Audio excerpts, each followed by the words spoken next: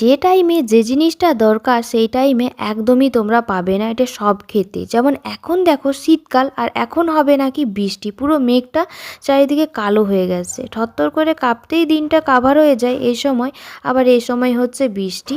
তো সকালে ঘুম থেকে উঠে আর জানালাটা খুলতেই দেখি পুরো মেঘটা অন্ধকার হয়ে গেছে বৃষ্টি হওয়ার জন্য। এই দুদিন এত পরিমাণে কুয়াশা দিয়েছে কি বলবো, তারপর আবার বৃষ্টি হলে হয়। তো চলে এসেছি ছাদে এখন গাছের জল দিতে। সকালের পর থেকে আর সেভাবে ভিডিও করা হয়নি, এই ঠান্ডার মধ্যে আর ভিডিও করার ইচ্ছেও নেই।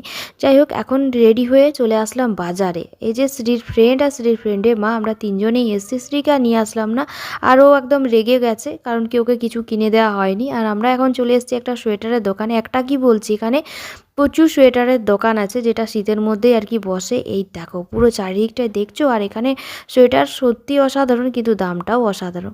চলো আজকের মতো টাটা, দেখা হবে পরের